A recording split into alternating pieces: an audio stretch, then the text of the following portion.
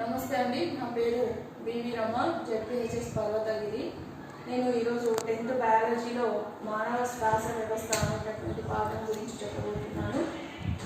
మానవుడి శ్వాస వ్యవస్థలో మనిషి తమ శరీర అవసరాల కోసము గాలి నుంచి ఆక్సిజన్ని గ్రహించగలగాలి.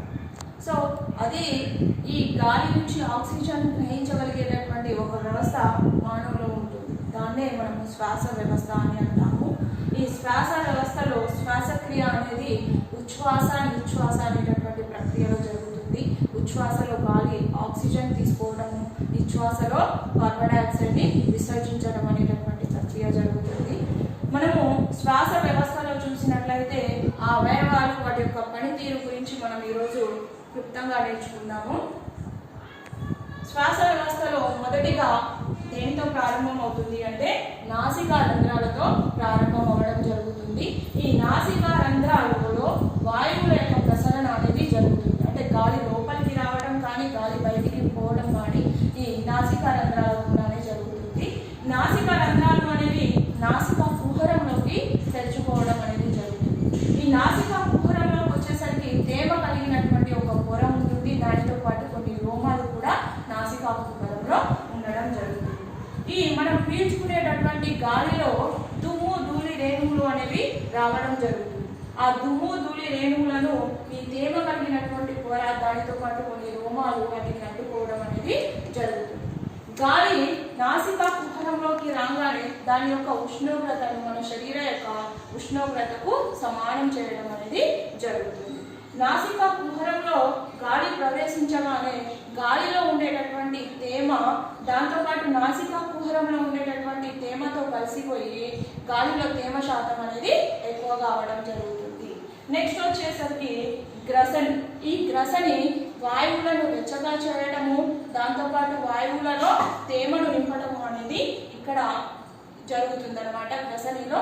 ఈ గ్రసని అటు జీర్ణ వ్యవస్థతోనూ శ్వాస వ్యవస్థతోనూ సంబంధాన్ని కలిగి ఉండడం జరుగుతుంది.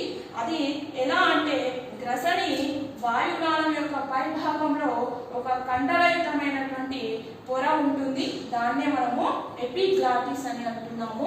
ఈ ఎపిగ్లాటిస్ ఏం చేస్తుంది అంటే వాయువులను వాయు మార్గంలోనూ ఆహారాన్ని జీర్ణ మార్గంలో క్రమబద్ధీకరించడంలో ఇది ముఖ్యమైనటువంటి పాత్రను ఎపిగ్లాటిస్ ప్రాముఖ్యతను కలిగి ఉండడం జరుగుతుంది. ఎక్కువ పాత్రను పోషించడం అనేది జరుగుతుంది అన్నమాట. దాని తర్వాత మనకు స్వరపేటిక. ఈ స్వరపేటికను మనం చూసినట్లయితే గట్టిగా ఉండేటటువంటి ఒక పెట్టె లాంటి నిర్మాణం అన్నమాట. సో ఈ స్వరపేటికలో స్వరతంత్రులను కలిగి ఉండడం జరుగుతుంది.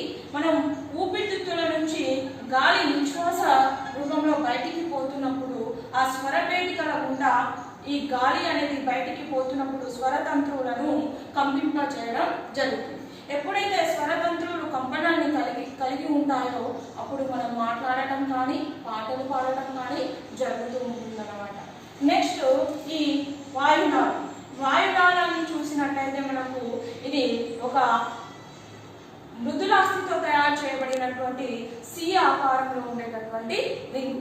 మనం ఇక్కడ మన మెడను పట్టుకొని తాకి చూసినట్లయితే మన చేతికి ఆ వాయునాళం అనేది తగలడం జరుగుతుంది అనమాట. సో ఇక్కడ ఈ వాయునాళం అనేది ఊపిరితిత్తులో నుంచి ఉరఃకుహరం మధ్య భాగంలోకి వచ్చిన తర్వాత ఈ శ్వాస నాళాలుగా చివిపోవడం అనేది జరుగుతుంది. ఈ శ్వాస నాళాలు చివరికి అనేక శాఖలుగా చీలిపోయి శ్వాస నాళికలుగా మారిపోవడం జరుగుతుంది.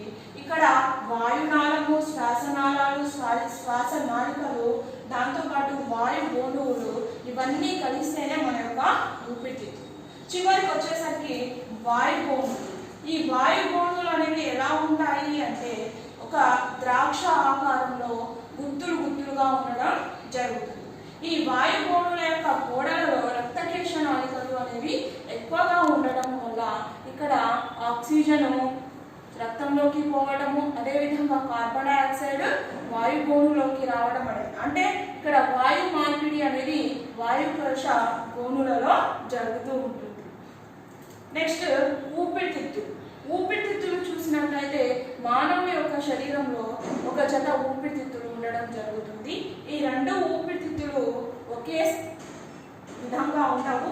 ఎడమ వైపు ఊపిరితిత్తు అనేది కొంచెం చిన్నదిగా ఉంటుంది. ఎందుకు అంటే మనకు ఎడమ వైపు గుండె అనేది ఉండటం వల్ల మనకు ఎడమ వైపు ఉండే ఊపిరితిత్తి చిన్నగా ఉండడం జరుగుతుంది. ఈ ఊపిరితిత్తులను ఆవరించి ఉండేటటువంటి పొరని ఫ్లూరా అని అంటారు. ఈ ఫ్లూరా అనేటటువంటి పొర రెండు పొరలను కలిగి ఉండి మధ్యలో ద్రవాన్ని కలిగి ఉంటుంది. ఆ ద్రవాన్ని ఏమంటారు అంటే ఫ్లూరా ద్రవం అని అంటారు. ఈ ఫ్లూరా ద్రవం యొక్క ఉపయోగం ఏంటిది అంటే ఊపిరితిత్తులను అఘాతాల నుంచి రక్షించడానికి, ఉచ్ఛ్వాస నిశ్వాస సమయంలో ఊపిరితిత్తులను ఘర్షణ నుంచి రక్షించడానికి ఈ ఫ్లూరా అనేటటువంటి ద్రవం అనేది ఉపయోగపడడం జరుగుతుంది. సో మనం ఇంతకుముందే చెప్పుకున్నాము, మానవుని శ్వాస వ్యవస్థలోకి వచ్చేసరికి ఉచ్ఛ్వాస నిశ్వాస అనేటటువంటి రెండు విధానంలో జరుగుతుందని చెప్పుకున్నాము.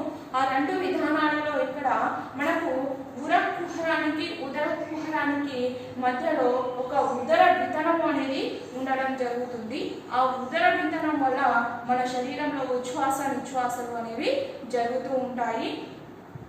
మనము ఉచ్ఛ్వాస సమయంలో ఈ పక్కటెముకలు పైకి జరిగి ఉదర వితనము చదును ఆకారంలో ఇలా మారిపోవడం, చదును ఆకారంలో మారిపోవడం జరుగుతుంది.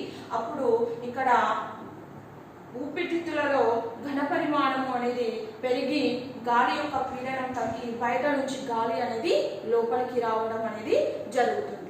సో దీని ఉచ్ఛ్వాస అని అంటున్నాము. నిశ్వాసలో ఏమవుతుంది అంటే పక్కటెముకలు కిందికి రావడం వల్ల ఈ ఉదర వితనము అనేది గొడుగులాగా ఇలా మారిపోవడం జరుగుతుంది. దానివల్ల ఊపిరితిత్తులలో ఘన పరిమాణం తగ్గిపోయి గాలి యొక్క పీడనం ఎక్కువ అవడం వల్ల గాలి అనేది బయటికి వెళ్ళడం అనేది జరుగుతుంది.